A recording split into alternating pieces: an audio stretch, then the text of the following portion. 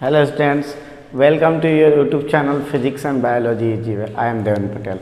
आज स्टूडेंट्स हम लोग 11th का लेक्चर नंबर 7 मेजरमेंट का यूनिट्स एंड मेजरमेंट का टॉपिक है अपना मेजरमेंट। लास्ट टाइम क्या किया था हमने लास्ट लेक्चर में, तो डायमेंशन यूनिट किया था, ओके, और उसकी एप्लीकेशन किया था डायमेंशन की। क्लियर है? डायमेंशन की एप्लीकेशन अपने हम लोगों ने एंड कर दिया था last unit of conversion and reducing relation among physical quantity. आज अपना मेजरमेंट है, ठीक है। क्या होता है मेजरमेंट? तो जो मान लो आपका कोई डिस्टेंस मेजर करना है, तो उसको आप यहाँ से दिल्ली का डिस्टेंस मेजर कर रहे हो, मेजरमेंट हो गया। आप वेट निकालना चाहते हो, मेजरमेंट हो गया। उसी के बारे में हम लोग करेंगे। मास निकालना चाहते हो किसी चीज़ का, मेजरमेंट हो गया। तो मेनली हम लोग यहाँ पर डिस्टेंस मेजरमेंट करेंगे कि डिस्टेंस को कैसे मेजर कर सकते हैं, क्या क्या मेथड है, ये सारे टॉपिक करने वाले हम लोग, ठीक है। तो टॉपिक मेन क्या है? Distance measurement. मेन टॉपिक क्या है? Measurement of distances. Measurement of distances main topic अपना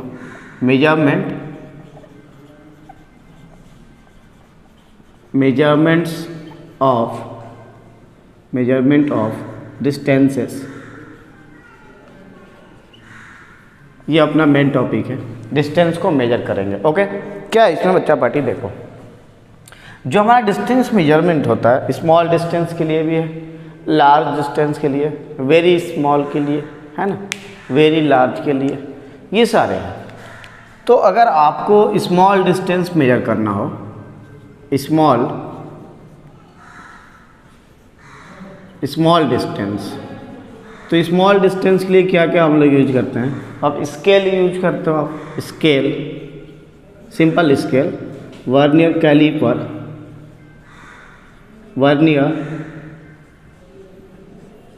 यूज करते हो आप, वर्नियर कैलिपर स्केल भी लिख लो। उसके बाद आप माइक्रोमीटर यूज करते हो, माइक्रोमीटर, और भी करते हो आप स्क्रू गेज,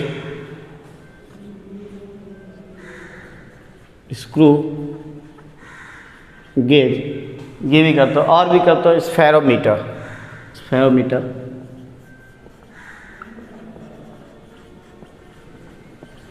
ETC, ठीक है।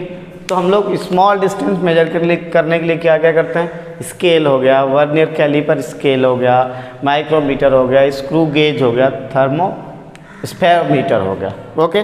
इसमें अपना जो इम्पोर्टेंट है, जिससे क्वेश्चन आता है, ये आपका IT एंड नीट और बोर्ड एग्जाम जो भी हो, यहाँ से आता है क्वेश्चन। और ये आपका स्क्रू गेज, यहाँ से IT नीट बोर्ड एग्जाम में, ओके। तो ये दो इंस्ट्रूमेंट है जहाँ पर अपने को स्टडी करना है, सेपरेट करके उसको स्टडी करेंगे, इससे क्वेश्चन आता है, ओके। अब इसकी अलग अलग रेंज होती है, लिस्ट काउंट, इससे आप कितना मेजर कर सकते हो? 1 mm मिनिमम, इससे कम नहीं कर सकते। इससे कितना कर लेते हैं हम लोग? 0.1 mm तक कर लेते हैं। और भी इससे तो आप, इस वाले से तो आप 0.01 mm कर सकते हो मेजरमेंट स्क्रू गेज से, है ना। तो इन सब की एक लिस्ट काउंट होती है। तो ये मेनली हमने समझा कि स्मॉल डिस्टेंस अगर मेजर करना हो तो ऐसे कर लेंगे। बट अगर वेरी स्मॉल होगा, तो वेरी स्मॉल जो आपको दिखता ही ना हो, 10⁻⁻⁴, 10⁻⁹, तो फिर इसके लिए ये वैलिड नहीं है इसके लिए। तो जो वेरी स्मॉल होगा अपना, फॉर वेरी स्मॉल डिस्टेंसेस,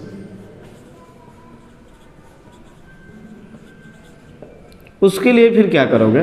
तो उसके लिए एक आता है इलेक्ट्रॉन बीम मेथड। अपने सिलेबस में ऑयलिक एसिड एक्सपेरिमेंट, अपने सिलेबस में ऑयलिक एसिड एक्सपेरिमेंट, ठीक है। तो अपने सिलेबस में क्या है? ऑयलिक एसिड एक्सपेरिमेंट है। क्लियर है? तो ऑयलिक एसिड एक्सपेरिमेंट के बारे में हम लोग पढ़ेंगे। इसमें वेरी स्मॉल डिस्टेंसेस मेजर करने के लिए अलग से करेंगे इसको, ओके। उसके बाद थर्ड में है आपका कि अगर वो लार्ज डिस्टेंस हो, तो फॉर लार्ज डिस्टेंसेस, तब क्या करेंगे? लार्ज डिस्टेंस के लिए, लंबी दूरी हो, तो अलग अलग मेथड आता है, direct and indirect method, direct and indirect. तो लार्ज डिस्टेंसेस में आप डायरेक्ट में क्या यूज कर लोगे, तो ये लार्ज स्मॉल में अगर डायरेक्ट करना हो स्मॉल में, तो ये सारे मेथड डायरेक्ट है। अब अगर लार्ज डिस्टेंस वेरी लार्ज नहीं है, लार्ज मतलब मीन्स स्मॉल और लार्ज के बीच में, तो उसके लिए एक इनडायरेक्ट मेथड होता है, इनडायरेक्ट मेथड। उस इनडायरेक्ट मेथड को हम लोग करते हैं स्मॉल डिस्टेंस के लिए, ये है ना। फॉर वेरी स्मॉल डिस्टेंस के लिए ये बन गया आपका। बट अगर डिस्टेंस लार्ज हो, वेरी लार्ज नहीं है, लार्ज है, तो उसके लिए इनडायरेक्ट मेथड है एक, इनडायरेक्ट मेथड ये। अब ये जो इनडायरेक्ट मेथड है इसके लिए भी वैलिड है, स्मॉल डिस्टेंस के लिए भी, स्मॉल डिस्टेंस के लिए। बट इन स्मॉल डिस्टेंस में हमने ये मान लिया, ओके। बट आप स्मॉल डिस्टेंस में भी ये मेथड लगा सकते हो। ये इनडायरेक्ट मेथड क्या होता है, डायरेक्ट नहीं है, डायरेक्ट में ये सारे डायरेक्ट मेथड है। इनडायरेक्ट में क्या होता है कि इस फॉर्मूला से हम लोग निकाल लेते हैं, speed is equal to distance upon time, distance upon time. तो यहाँ से अपना डिस्टेंस मिलता है स्पीड इनटू टाइम। तो ये बन गया आपका इनडायरेक्ट मेथड। इनडायरेक्ट मेथड से आप डिस्टेंस मेजर कर सकते हो। देखो आप डिस्टेंस निकाला होगा, ओके। कैसे करना होगा तो सुनो। मान लो ये डिस्टेंस मेजर करना आपको यहाँ से यहाँ तक, तो यहाँ से आपने किसी ऑब्जेक्ट को भेजा, सेंड किया उधर उस साइड में। मान लो किसी बीम को भेजा, electron beam, gamma ray, alpha रे, कुछ भी, एक्स रे, कुछ भी भेजा आपने, मैं नहीं जानता, कुछ भी भेज दिया और वो जा रहा है, गया। मान लो x मीटर था, ये डिस्टेंस मेजर करना था आपको, डिस्टेंस d था, ओके। जो आपने भेजा यहाँ से सिग्नल, जो भेजा सिग्नल, उसका क्या क्या मालूम होगा, तो उसकी वेलोसिटी पता होगी आपको, वेलोसिटी, ओके। उसके बाद वो गया सिग्नल, फिर लौट कर आया, तो आपके पास डिटेक्टर है, डिटेक्ट कर लिया कि सिग्नल आ गया हमारे पास। तो जाने और आने में जो टाइम लगा उसको नोट कर लिया, तो टाइम भी नोट कर लिया जाने और आने का। तो फिर यहाँ से स्पीड इज इक्वल टू हो गया डिस्टेंस अपॉन टाइम। यहाँ से डिस्टेंस हो गया स्पीड इनटू टाइम। यहाँ पर डिस्टेंस जो है 2D ले लेंगे। 2D क्यों लेंगे, क्योंकि सिग्नल जाता है वहाँ, इससे टकराता है, सिग्नल लौट कर आता है, डिटेक्टर है, डिटेक्ट कर लिया, सिग्नल आ गया, टाइम नोट कर लिया कितने मिनट में आ गया हो, और वही टाइम है जाने आने का। तो हमने सिग्नल यहाँ से भेजा और टाइम 9 o'clock, और सिग्नल हमारे पास आ गया 9:01, 1 मिनट बाद, तो टाइम हो गया 1 मिनट। तो डिस्टेंस यहाँ 2D कर लेंगे क्योंकि डबल है जाने और आने का। तो d is equal to, D बन गया आपका स्पीड इनटू टाइम अपॉन 2। तो ये मेथड जो है इनडायरेक्ट मेथड है। इस मेथड से आप डिस्टेंस निकाल सकते हो for large distance as well as for small distance. Small distance के लिए भी ये वैलिड है, ये वाला मेथड। अब रही बात वेरी लार्ज, अगर वेरी लार्ज हो तो उसके लिए अपने पास कौन सा मेथड है। अगर डिस्टेंस बहुत ज़्यादा बड़ा हो तो कौन सा मेथड है, तो अपने पास एक मेथड है, इनडायरेक्ट मेथड है, सॉरी डायरेक्ट मेथड है, वो क्या है, सॉरी।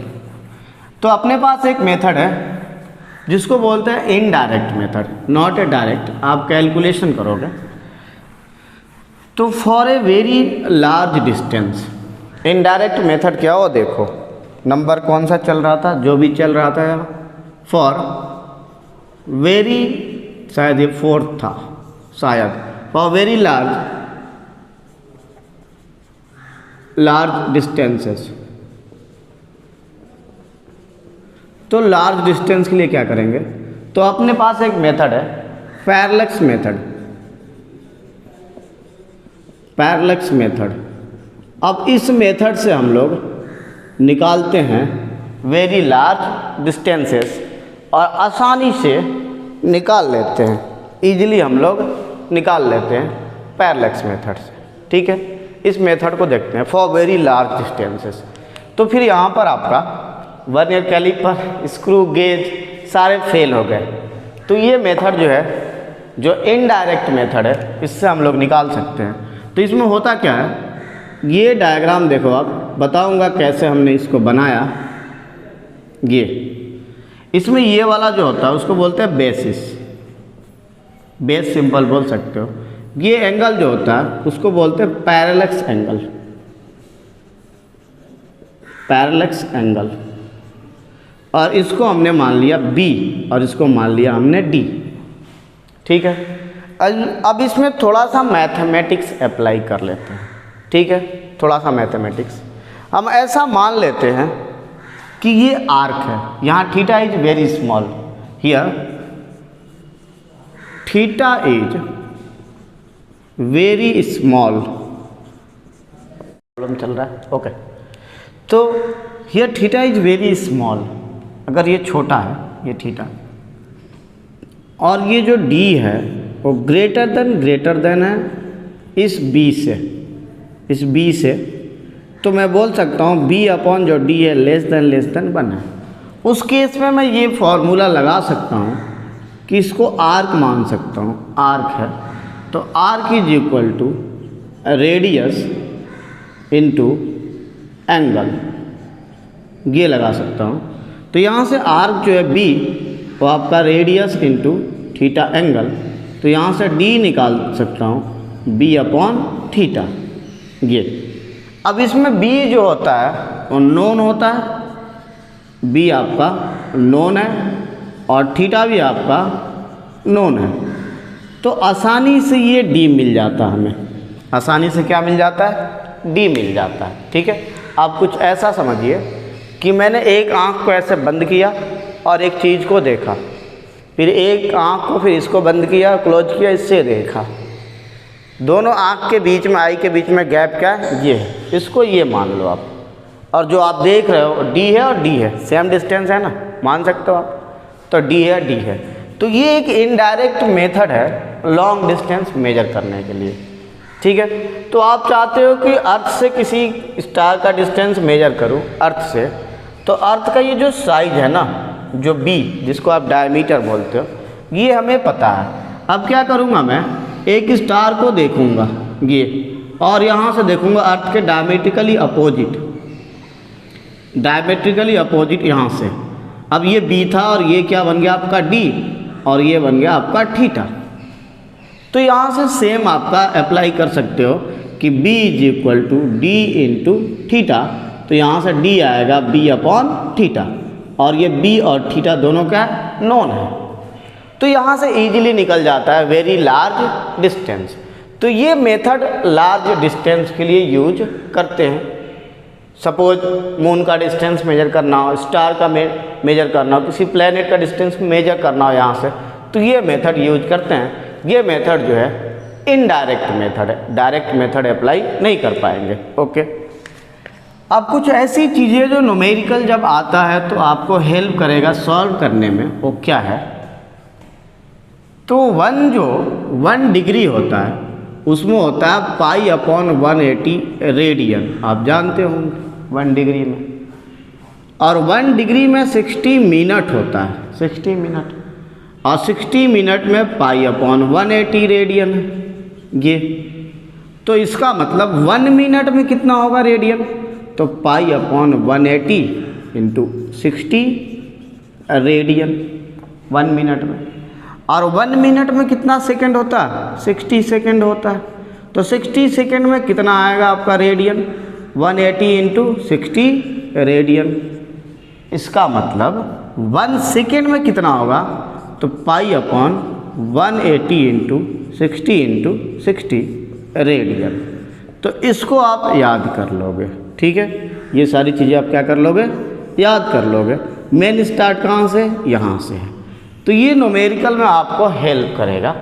तो जब भी क्वेश्चन इस टाइप का है लॉन्ग डिस्टेंस मेजर करने के लिए पैरेलक्स मेथड, तो आप ऐसे सॉल्व कर सकते हैं, इजीली सॉल्व हो जाता है। ये रही लॉन्ग डिस्टेंस की बात। अब अगर वेरी स्मॉल डिस्टेंस हो तब क्या करेंगे, वेरी स्मॉल हो तो क्या करेंगे, तो उसके लिए अपने पास एक एक्सपेरिमेंट है जिसका नाम है oleic acid experiment. Oleic acid experiment, उस एक्सपेरिमेंट में क्या करते हैं कि ऑयलिक एसिड लेते हैं। ऑयलिक एसिड क्यों लेते हैं? क्योंकि वही ऐसा ऑयलिक एसिड है जो एक सोपी सॉल्यूशन होता है और उसकी मॉलिक्यूलर डायमीटर जो है मॉलिक्यूल्स की वो ठीक ठाक होती है, 10⁻⁻⁹ के ऑर्डर में होता है। तो वो मेजरेबल होता है, उससे ज़्यादा होगा उससे छोटा होगा तो हमारे लिए टफ हो जाएगा एक्सपेरिमेंट, इसलिए ऑयलिक एसिड लेते हैं। उसके पास एक और प्रॉपर्टी होती है ऑयलिक एसिड की कि आप कैसे भी रखो वो क्या करता है, एक्सपेंड होता है फ्रीली, फैलता है और फैलने के बाद 1 मॉलिक्यूल्स अपना जगह ले लेते हैं तो ईजिली निकल जाता है। मान लो ये 2 मॉलिक्यूल्स ऊपर आ गए, यहाँ 1 मॉलिक्यूल है, तो फिर कौन सा डायमीटर मेजर करेंगे, दिखता तो है नहीं है ना। तो उसके पास प्रॉपर्टी होती है कि वो फैलता है और 1 मॉलिक्यूल्स स्पेस ले लेता है अपना जगह। और अपने पास फॉर्मूला पता है, volume is equal to area into thickness, और थिकनेस वॉल्यूम अपॉन एरिया निकाल लेते हैं। एक्सपेरिमेंट में हम लोग एल्कोहल भी यूज करते हैं। एल्कोहल किस लिए करते हैं? क्योंकि आपको सॉल्यूशन बनाना होता है। सॉल्यूशन में अल्कोहल इसलिए यूज करते हैं क्योंकि बाद में अल्कोहल स्प्रेड हो जाता है। ओके, तो नेक्स्ट लेक्चर में हम लोग बच्चा पार्टी स्टूडेंट्स मिलेंगे ऑयलिक एसिड एक्सपेरिमेंट। तो इसका आप न्यूमेरिकल सॉल्व करेंगे, ट्राई करेंगे।